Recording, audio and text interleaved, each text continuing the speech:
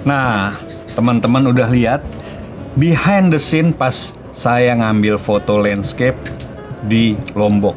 Wah, seru banget. Dan kali ini saya akan share tentang tips and tricks, juga editing tipis-tipis lah. Yang penting berguna buat teman-teman semua untuk mendalami dunia landscape fotografi. Tapi ingat, yang pertama tipsnya, jangan pernah males untuk melihat hasil foto orang lain, ya.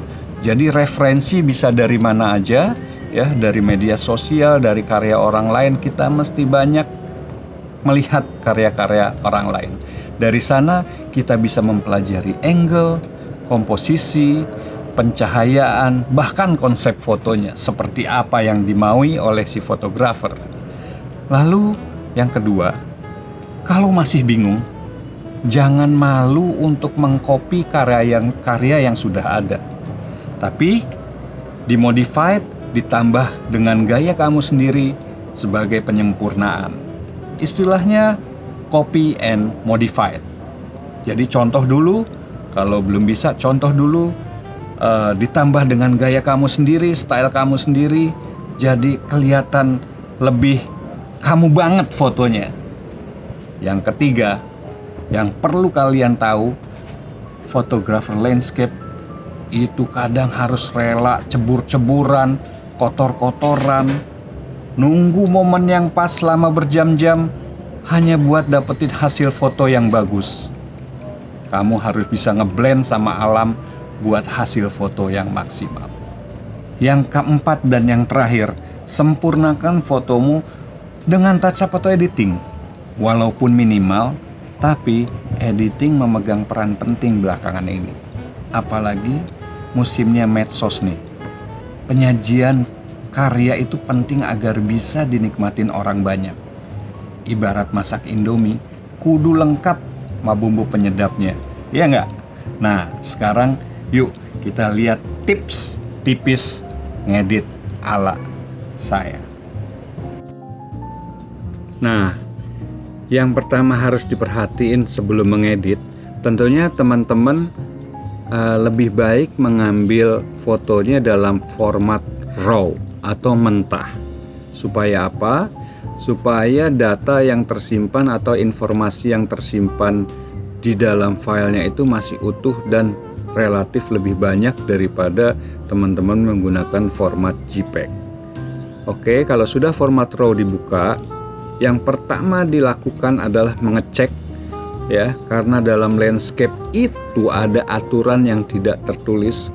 Kalau memang horizon itu harus rata, jadi kita cek dulu horizonnya apa sudah rata atau belum, ya.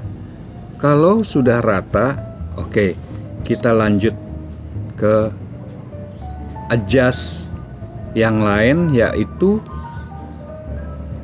adjust basic saja, exposure, kontras, highlight, shadow, white, black, dan lain-lain. Yang pertama diperhatikan mungkin tentang shadow highlightnya. Oke, shadow highlight,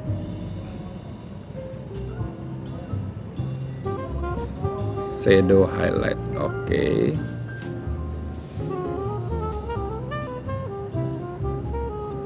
Oke, kita akan adjust shadow sedemikian rupa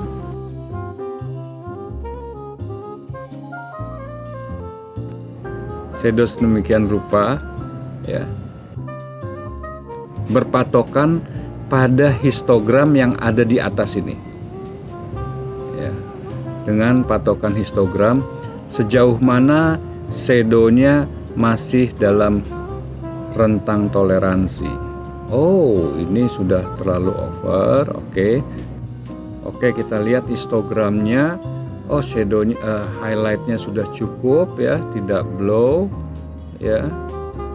Oke, tidak ada tanda atau notif blow up di histogram, ya. Juga yang paling penting selain memperhatikan histogram adalah visual atau mata kita sendiri.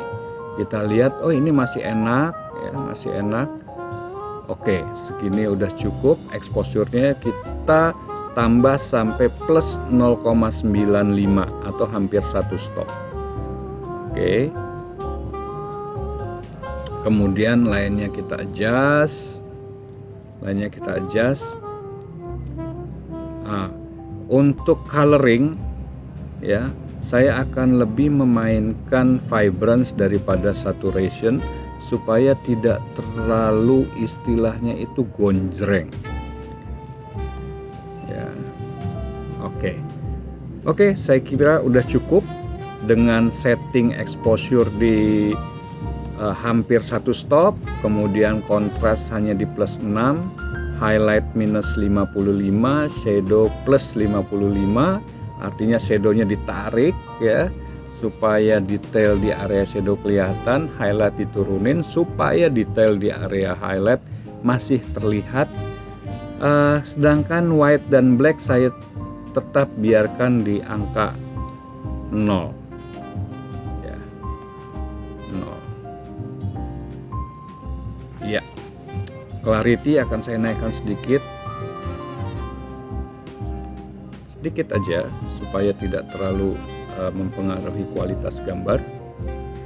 Setelah itu semua selesai, saya lihat histogramnya juga sudah mendekati normal. Saya akan open dari Adobe Camera Raw ini masuk ke Photoshop. Celing. Oke.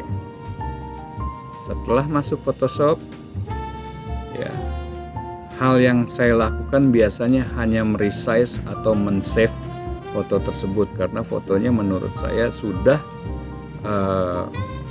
mewakili keinginan saya terhadap foto yang ingin saya tampilkan ke penikmat foto. Oke, ini kemudian saya save.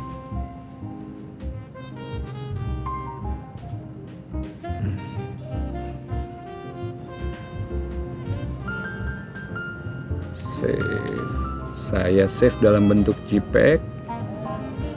Oke, saya save dengan quality maksimum. Oke, sudah tersave. Kita tutup. Nah, udah jadi hasilnya. Coba kita lihat. Oh, keren kan? Saya akan compare dengan foto sebelumnya. Ini foto sebelumnya. Ini foto setelah di touch up atau di edit. Nah, teman-teman lihat perbedaannya. Memang tidak terlalu banyak atau tidak terlalu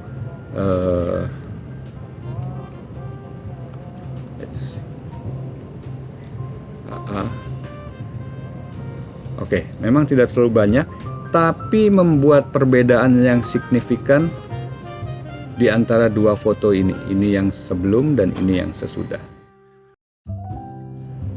Oke, semoga tips tipis-tipis ini bisa bermanfaat buat teman-teman dalam mengolah foto raw landscape-nya. Oke. Nah, teman-teman udah lihat episode demi episode buat series landscape fotografi ini. Mudah-mudahan banyak yang bisa diambil manfaatnya dari episode yang sudah teman-teman saksiin. Jangan lupa tetap stay tune di channel ini untuk nyaksiin konten-konten yang beraneka ragam. Oke, saya Ari Amphibia. Sampai ketemu di lain kesempatan. Salam landscape.